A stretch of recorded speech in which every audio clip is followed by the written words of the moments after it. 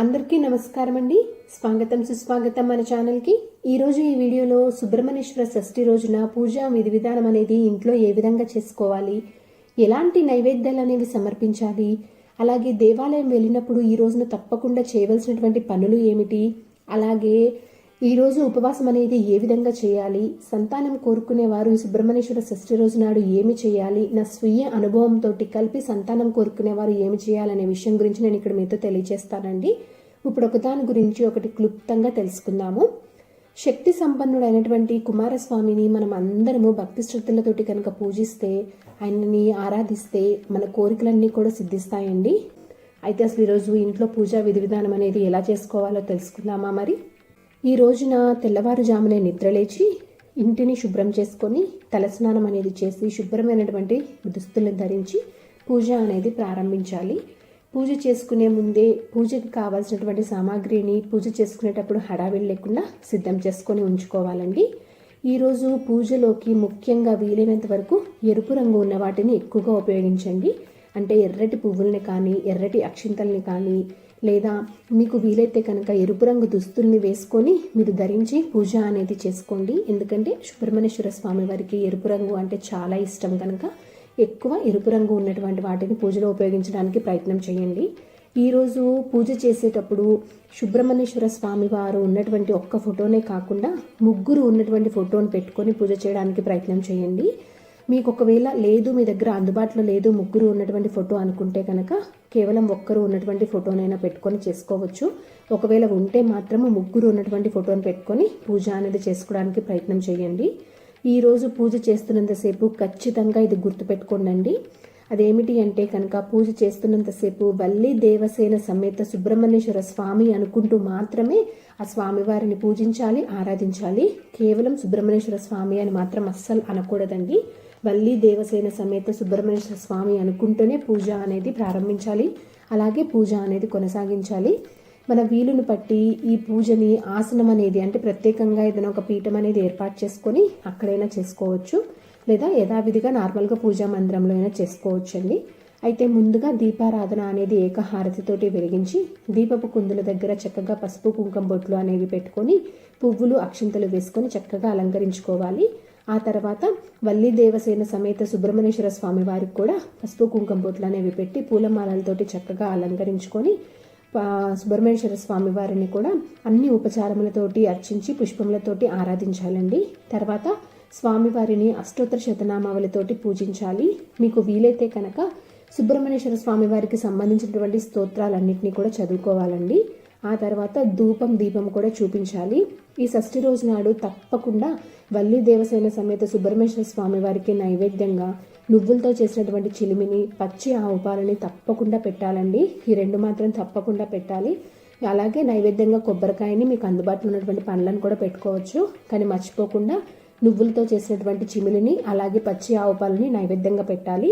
నైవేద్యం అనంతరము తాంబూలం అనేది సమర్పించి కర్పూర హారతి అనేది ఇచ్చి తర్వాత చేతిలోకి అక్షింతలు పుష్పము తీసుకొని మంత్రపుష్పం అనేది చెప్పుకొని ఆత్మ ప్రదక్షిణ అనేది చేసి స్వామివారికి నమస్కారం అనేది చేసి వంశము పిల్లలు అందరూ బాగుండాలి అని చెప్పి వేడుకోవాలి. తర్వాత స్వామివారి ప్రసాదంగా భావించి అక్షింతలు పూలు అనేది తీసుకోవాలండి. ఈ విధంగా ఇంట్లో పూజ చేసుకున్న అనంతరము దేవాలయానికి వెళ్ళి అక్కడ ఏమి నివేదించాలి, ఎలాంటి పనులు చేయాలనే విషయం గురించి తెలుసుకుందామండి.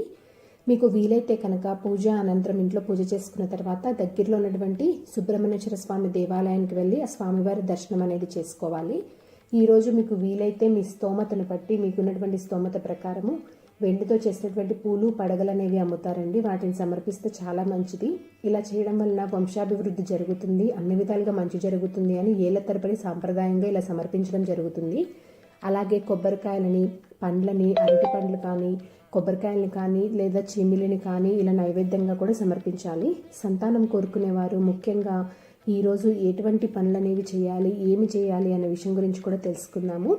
ఈరోజు కేవలం సంతానం కోసము ప్రత్యేకంగా దేవాలయంలో అభిషేకం అనేది చేపిస్తారండి. అభిషేకం అనేది చేస్తారు అక్కడ. కాబట్టి ఎవరైతే సంతానం కోసం సుబ్రహ్మణ్యేశ్వర స్వామిని ఆరాధిస్తారో వారు తప్పకుండా సుబ్రహ్మణ్యేశ్వర షష్ఠి రోజు నాడు మీకు దగ్గరలో ఉన్నటువంటి దేవాలయంకి వెళ్ళి అక్కడ అభిషేకం అనేది చేయించుకోండి. ఇది నా స్వీయ అనుభవంతో నేను చెప్తున్నాను. నేను నా ప్రెగ్నెన్సీలో కాంప్లికేషన్స్ అనేవి ఫేస్ చేసినప్పుడు నాకు తెలిసిన వారు మా పెద్దలు చెప్పింది విని మేము వెళ్ళి చేయించుకున్నాము. దాని తర్వాత ఆ చేయించుకోవడం వల్ల వచ్చినటువంటి పాజిటివ్ అనేది, దానివల్ల వచ్చినటువంటి ఫలితం అనేది నేను పొందాను కాబట్టి నేను మీకు చెప్తున్నాను. వీటితో పాటు ఆ రోజునే జంటనాగులు ఉన్నటువంటి దేవాలయానికి వెళ్ళి అక్కడ ఆ జంటనాగుల విగ్రహాలకు కూడా అభిషేకం అనేది చేయించుకోండి.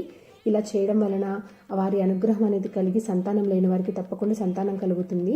షష్ఠి రోజు నాడే కాకుండా మిగతా మంగళవారాలలో కూడా మీకు వీలైనప్పుడల్లా జంటనాగుల విగ్రహాలకి పచ్చి ఆవు పాలతోటి కొంచెం అభిషేకం అనేది చేసి మీకు వీలైనంత 3 కానీ 5 కానీ 7 కానీ 11 కానీ ఇలా ఎన్ని వీలైతే అన్ని ప్రదక్షిణలు అనేవి చేసి నమస్కారం అనేది చేసుకొని రండి.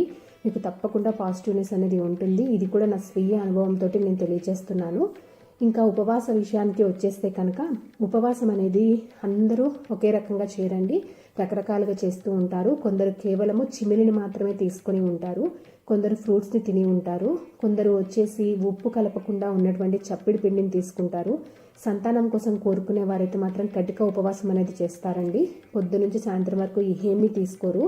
శరీర తత్వాన్ని బట్టి ఆరోగ్యాన్ని బట్టి దృష్టిలో ఉంచుకొని ఉపవాసం అనేది చేయాలి. ముఖ్యంగా ఇది గుర్తుపెట్టుకోండి. మీకు ఒకవేళ ఆరోగ్యం సహకరించట్లేదు అనుకునేవారు, సంతానం కోరుకునేవారు, ఉదయం నుంచి సాయంత్రం వరకు ఉండలేమో అనుకునేవారు పాలను కానీ పండ్లను కానీ తీసుకొని ఉపవాసం అనేది చేయొచ్చు. పొద్దు నుంచి సాయంత్రం దాకా ఏమీ తినకుండా సాయంత్రం 7 తర్వాత భోజనం అనేది చేయాలి.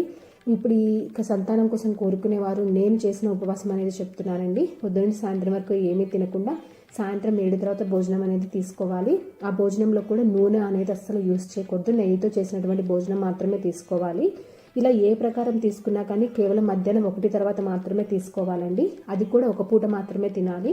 అంటే ఉదయం నుంచి సాయంత్రం వరకు ఉండలేరు అనుకునేవారు మధ్యాహ్నం 1 తర్వాత భోజనం అనేది తీసుకొని ఇంకా రాత్రికి ఏమీ తినకూడదు. పొద్దు నుంచి సాయంత్రం దాకా ఉండేవారు ఉదయం పూట ఏమీ తీసుకోకుండా కేవలం రాత్రికి మాత్రమే భోజనం అనేది చేయాలి.